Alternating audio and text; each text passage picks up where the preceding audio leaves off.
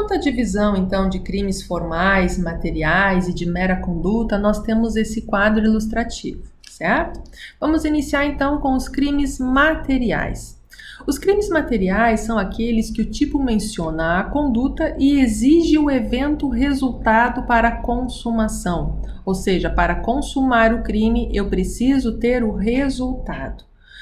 Ele se consuma apenas com o resultado. Por exemplo, eu preciso o resultado morte para consumar o crime de homicídio. Eu preciso consumar o crime de furto com a subtração da coisa alheia móvel, certo? Eu preciso danificar, ter o resultado dano para consumar o crime de dano, certo? Eu preciso empreender a fraude do artigo 171 para produzir o erro e assim eu consumo o meu crime. Então, os crimes materiais são aqueles que têm a conduta e têm um resultado e exige que o resultado aconteça para a sua consumação. Temos a conduta, matar alguém, temos o resultado. Se matamos alguém, nós temos a morte. E para consumar, nós precisamos dessa morte, nós precisamos desse resultado. Outro tipo de classificação, depois do material, é o formal. Como é que se dá os crimes formais? Os crimes formais são um pouquinho diferentes. O tipo menciona um comportamento, menciona a conduta e menciona o resultado, ou seja, existe o resultado. No entanto, a consumação se dá na conduta.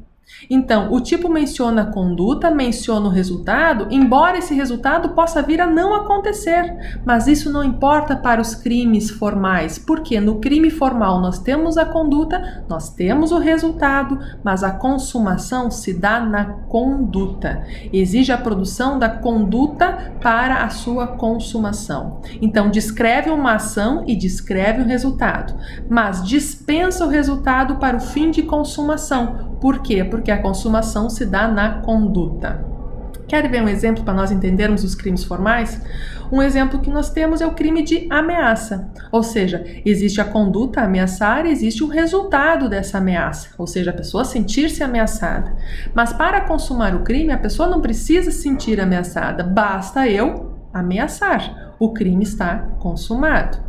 Num crime contra a honra, né? Eu posso difamar, então os crimes contra a honra, basta a conduta para consumar o crime. E outro exemplo bastante interessante é a extorsão mediante sequestro. Quando eu sequestro alguém e exijo dinheiro para devolver essa pessoa à liberdade. Onde é que nós encontramos a questão de conduta e resultado? Então, o sequestro, né? Privar uma pessoa de liberdade é a conduta. E a extorsão é o resultado. Eu não preciso, pagar o resgate para consumar o crime, ou seja, no momento em que ele fez a conduta que privou a pessoa de liberdade e exigiu o dinheiro, o crime já está consumado, certo? Esses são os crimes formais. Por fim, nós encontramos os crimes de mera conduta. Os de mera conduta, ele é um pouquinho diferente porque o legislador só descreve o comportamento. Ele só descreve a conduta do agente. Então, ele descreve apenas uma ação. Tem um resultado, mas o legislador antecipa a sua consumação com a conduta, ou seja, o resultado é impossível, não provoca modificação nenhuma no mundo exterior. Então, por isso que são crimes de mera conduta. É um crime onde o sujeito faz a conduta e fazendo a conduta consumou. O que é diferencial do crime formal? Porque no crime formal existe um resultado. Aqui no de mera conduta é uma mera conduta, não tem resultado. É só a conduta e, sendo assim, a consumação se dá na conduta. Exemplo, violação de domicílio, artigo 159. Então, o que acontece? Quando tu entra em casa alheia sem ser convidado, você não muda nada no mundo exterior.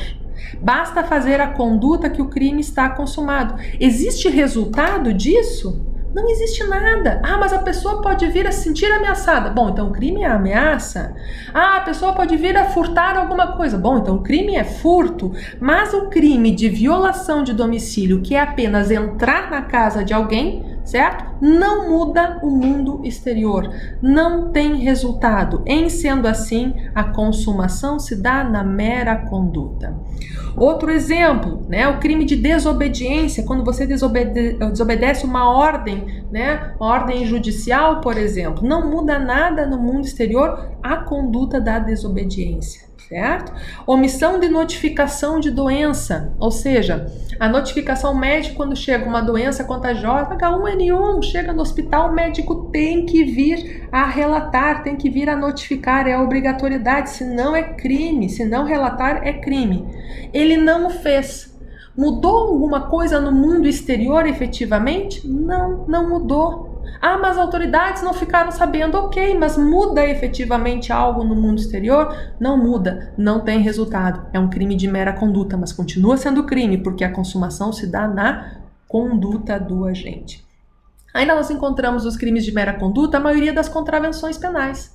Então, as contravenções penais que nós temos, a maioria delas, nós identificamos, né, crimes de mera conduta. Não precisa mudar o mundo exterior, basta fazer para o crime consumar.